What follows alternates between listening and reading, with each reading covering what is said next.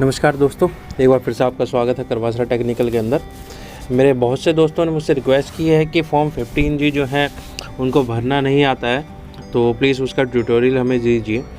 तो आज मैं आपको बताने जा रहा हूँ कि फॉर्म 15G जिसमें पीएफ और इनकम टैक्स विड्रॉल के लिए जैसे होता है, जैसे आप जो है अपना इनकम टैक्स बचाने के लिए फॉर्म 15G को भरते हैं। हाँ, पीएफ के अंदर इसमें ये होता है कि अगर 50,000 से ऊपर की रकम है आपकी विड्रॉल में, तो आपको जो है इनकम टैक्स बचाने के लिए आपको फॉर्म 15G भरना होता है। अगर आपका पीएफ विड्रॉल का अमाउंट 50,000 नहीं है तो आपको फॉर्म 15G भरने की कोई ज़रूरत नहीं है। सबसे पहले एक लेटेस्ट अपडेट और दे देता हूँ आपको पीएफ के रिगार्डिंग। इंडियन गवर्नमेंट जो है 2019-20 का आपका पीएफ के ऊपर जो ब्याज था वो अभी तक आपको नहीं मिला था। तो दिवाली से पहले उन्होंने डिसाइड किया है कि दिवाली से पहले जो है वो सभी लाखों खाता धारकों का जो है पीएफ का आपका ब्याज 8.50% जो आपका ब्याज होता था वो आपके खातों में आ जाएगा। उसको दो पार्ट में वो देंगे। दिवाली से पहले 8.15 का वो जो है भुगतान आपको करेंगे, और बचा हुआ ब्याज का जो आपका भुगतान है 0.35% का वो दिसंबर के महीने 2020 तक आपको जो है इंडियन गवर्नमेंट द्वारा कर दिया जाएगा। ठीक है दोस्तों, चलिए एक छोटी सी रिक्वेस्ट और है। अगर अभी तक आपने हमारे चैनल को सब्सक्राइब नहीं किया है तो प्लीज़ सब्सक्राइब कर लीजिए और हमारे वीडियोस को लाइक कीजिए, शेयर कीजिए, ताकि आगे अच्छी नई अपडेटेड वीडियो बनाने के लिए हम लोगों को मोटिवेशन मिल सके। ज़्यादा देर ना करते हुए चलिए फॉर्म 15G को कैसे डाउनलोड करना है वो पहले मैं आपको बता देता हूँ। सबसे पहले हम गूगल के ऊपर जाएंगे और यहाँ पर लिखेंगे इनकम टैक्स इंडिया।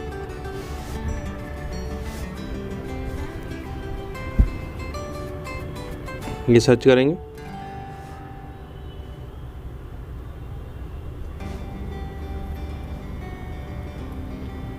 अब ये देखिए सेकंड पे आ रहा है इनकम टैक्स डिपार्टमेंट, इसको क्लिक करेंगे साइट को।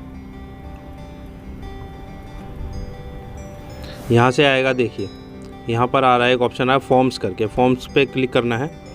फिर यहाँ पर आएगा income tax forms 3rd number पर, उसको क्लिक करना है। उसको क्लिक करने के बाद टैक्स सर्च आ रहा है यहाँ पे आप डालेंगे 15G और इसको सर्च करेंगे। अभी आ गया 15G, इसके आप क्लिक करेंगे और यहाँ से डाउनलोड कर लेंगे इस फॉर्म को।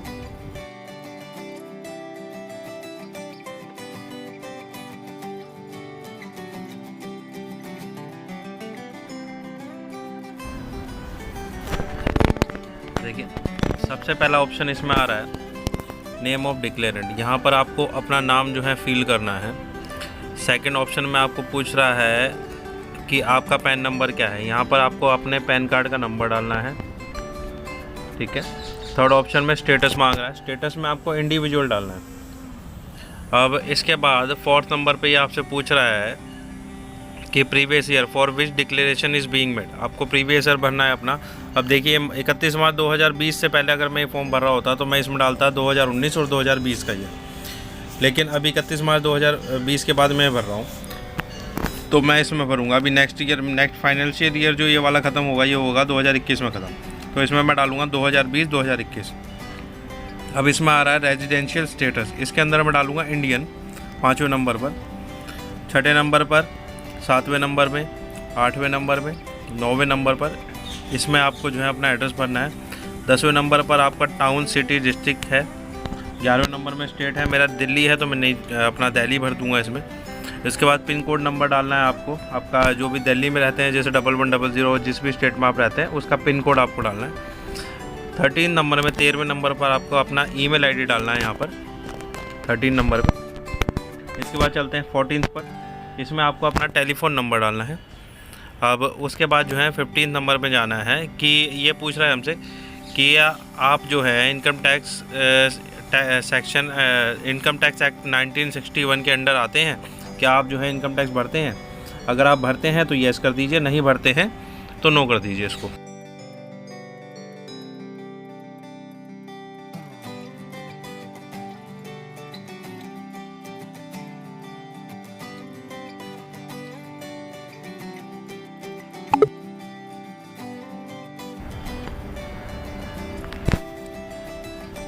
अब 16 नंबर पर आपसे ये पूछ रहा है, estimated income for which this declaration is being made. क्या आपका जो अमाउंट है इनकम टैक्स का, वो अमाउंट आप बताइए जिसके लिए आप जो है डिक्लेरेशन दे रहे हैं, फॉर्म 15G आप भर रहे हैं। अब फॉर्म 15G जो है, अब जैसे मान लीजिए मेरा अमाउंट है जो मुझे विड्रॉल करना है, वो अमाउंट हुआ 50,000 या मैं बता देता हूँ 60,000 है। तो 60,000 मेरा अमाउंट है, यहाँ पर मैं भर देता हूँ 60,000। अब मैं कैसे कैलकुलेट कर रहा हूँ, अब देखिए यहाँ पे 3 कॉलम होते हैं। जब आप अपना पीएफ का जो है पासबुक डाउनलोड आप लोग करते हैं तो वहाँ पे आपको 3 सेक्शन आपको जो है पार्ट दिखते हैं। एक वो पार्ट जो आपका जो है हर महीने डिडक्ट होता है, एक वो पार्ट जो कंपनी आपको जो है अपना पार्ट देती है, तो आपका जो डिडक्शन हुआ हर महीने उसका जो टोटल अमाउंट आ रहा है, और जो कंपनी ने आपको जो है अपना पार्ट दिया है उसका जो टोटल अमाउंट आ रहा है। मान लीजिए आपका जो है इनकम टैक्स है 60,000 रुपये, और कंपनी का जो है पार्ट वो आ रहा है 30,000 रुपीज़। तो 60,000 प्लस 30,000 हो गया 90,000, 90,000 रुपये हो गया। तो 90,000 रुपये आप यहाँ पे भरेंगे। इनका आपका जो पीएफ की पासबुक के अंदर जो आपका पेंशन का अमाउंट आता है उसको आप इसके अंदर इंक्लूड नहीं करेंगे। ठीक है दोस्तों, कई लोग क्या करते हैं, ये गलती करते हैं कि ये फॉर्म भरते हुए वो सारा का सारा टोटल कर देते हैं, उसमें वो पेंशन अमाउंट को भी जो है प्लस कर देते हैं, ऐड कर देते हैं। वो ऐड नहीं करना है, पेंशन अमाउंट आपका जो है अलग से विड्रॉल होता है। इसलिए जब आप पीएफ विड्रॉल करने जाते हैं तो पेंशन अमाउंट आपका अलग से विड्रॉल होता है और पीएफ आपका अलग से विड्रॉल होता है। तो पेंशन अमाउंट इसके अंदर आप इंक्लूड नहीं करेंगे। ठीक है, अब मेरा 90,000 टोटल हो गया, मैं 90,000 यहाँ पे लिख दूँगा। अब इसके बाद ये हमसे पूछता है कि एस्टिमेटेड टोटल इनकम, ठीक है, of the PY in which income mention in column 16 to be included. अब मान लीजिए जैसे आपकी सैलरी जो है 10,000 रुपये है। अब 10,000 रुपये जो हैं, अब 12 महीने में आप जो हैं 10,000 करके आप 12 महीने में 1,20,000 कमाएंगे। अब कुछ लोग क्या होते हैं, वो अपना जॉब छोड़ चुके हैं, वो कहेंगे यार अगर जॉब मैं छोड़ चुका हूँ तो वो मैं टोटल क्यों बताऊँ। वो सिर्फ जो है यहाँ पर अपना जैसे मेरा 90,000 हुआ तो वो 90,000 लिख देंगे, तो वो उसमें क्या होगा, फॉर्म आपका रिजेक्ट हो जाएगा। ठीक है, अब उस समय आप जो सैलरी, अभी मान लीजिए आपने जॉब छोड़ रखी है, जॉबलेस है, अब आपका जो है 90,000 है, लेकिन आपका जो सैलरी तो कैलकुलेट करेगा ना पीएफ। तो आपका सैलरी हुआ 1,20,000 जैसे आपका बनता था साल का, तो आप 1,20,000 लिखेंगे। 1,20,000 प्लस जो है 90,000 आपका, तो हो गया 2,10,000। तो 2,10,000 रुपये आप जो है 17 कॉलम में आप भरेंगे 2,10,000 रुपये, उसको आपको कैलकुलेट करना है। ठीक है, इसके बाद ये आपसे पूछ रहा है 18वें नंबर पर, detail of form 15G other than this form field during the previous year. अगर आपने इससे पहले भी कोई फॉर्म 15G भरा है तो उसकी डिटेल दीजिए, अगर नहीं भरा है तो उसकी डिटेल देने की कोई ज़रूरत नहीं है। अब 19वें नंबर पर आ जाते हैं, detail of income for which the declaration is field. अब यहाँ पर आपसे पूछा सीरियल नंबर, अब यहाँ पे 1 डाल दिया मैंने। Identification number of relevant investment account, ये आपको जो आप पासबुक आप डाउनलोड करते हैं पीएफ का अपना, उसके अंदर ये अकाउंट नंबर आपको मिल जाएगा। पीएफ नंबर के ऊपर ही होता है, वो अकाउंट नंबर आपको यहाँ पर फिल कर देना है। नेचर ऑफ इनकम, अब नेचर ऑफ इनकम क्या है, आप क्या कर रहे हैं, पीएफ आप विड्रॉल करते हो, यहाँ पर आप डालेंगे PF withdrawal nature of income में। अब ये पूछ रहा है किस सेक्शन के अंदर जो है, section under which tax is deductible. आपको डालना है सेक्शन 192A, यहाँ पर भरना है section 192A। Amount of income, अब जो 16वें नंबर पर आपने 90,000 फिल किया था ना, वही अमाउंट ऑफ इनकम यहाँ पर आपको वही फिल करना है, अमाउंट ऑफ इनकम 90,000। तो 90,000 आपको फिल करना है। उसके बाद आ गया सिग्नेचर ऑफ द डिक्लेरेंट, यहाँ पे आपको अपना सिग्नेचर करना है। अब इसके बाद आ गया यहाँ पर आपको अपना नाम भरना है। ठीक है, अब नीचे चलते हैं। अब यहाँ पर ये पूछ रहा है for the previous year ending on. अब ये जो साल है ये कब ख़त्म होगा, 2020, ये जो साल ख़त्म होगा वो होगा 31 मार्च 2021 को, ये फाइनेंशियल ईयर। तो यहाँ पर हम भरेंगे 31 मार्च 2021। ठीक है, उसके बाद ये आगे पूछ रहा है relevant to the assessment year will be nil dash will be nil. तो यहाँ पर आपको जो है क्या भरना है, यहाँ आपको भरना है 2021-22। जैसे आप जो है यहाँ पर अपना पीएफ विड्रॉल कर लेंगे तो 2021 और 22 का आपको जो है नील ही होगा, तो यहाँ पे आपको भरना है 2021-22। ठीक है, अब इसके बाद यहाँ पर भी आ गया for the previous year ending on, आप वही लिखेंगे 31 March 2021 relevant to the assessment year 2021-22। इसके अंदर भी 2021-2022 डालेंगे। Will not be exceed the maximum amount which is not chargeable to income tax.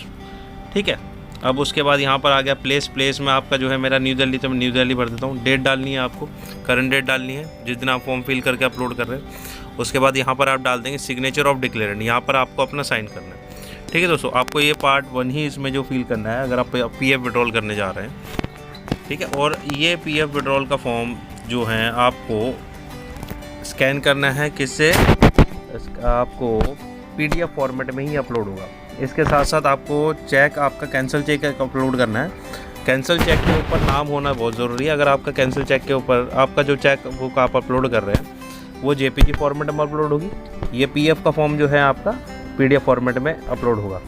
लेकिन चेक बुक के अंदर चेक के ऊपर आपका नाम होना ज़रूरी है। अगर नाम नहीं होगा तो आपका जो है जो एप्लीकेशन होगा वो रिजेक्ट हो जाएगा। ठीक है दोस्तों, तो ये थी कुछ ज़रूरी जानकारी जो मैंने आपको बताई आपके PF विड्रॉल में फॉर्म 15G डिडक्शन बचाने के लिए। अगर आप ये फॉर्म नहीं भरेंगे और 50,000 से ऊपर आपका जो है PF का अमाउंट है तो आपका जो है इनकम टैक्स कट जाएगा उसके ऊपर। ठीक है, तो वो पैसा आपका ही है, आपका पैसा बचे। 50,000 से ऊपर आपका जो है अमाउंट है और आप इनकम टैक्स भी नहीं भरते हैं, लगता ही आपका इनकम टैक्स के दायरे में आप नहीं आते, भरते नहीं, इनकम टैक्स के दायरे में आप नहीं आते हैं, तो आपको फॉर्म 15G भरना ज़रूरी है कि नहीं तो आप ही का पैसा जो है कट जाएगा। ठीक है, तो अब तक के लिए इतना ही दोस्तों, मिलते हैं एक और नई और अच्छी वीडियो के साथ साथ। तब तक धन्यवाद, थैंक यू।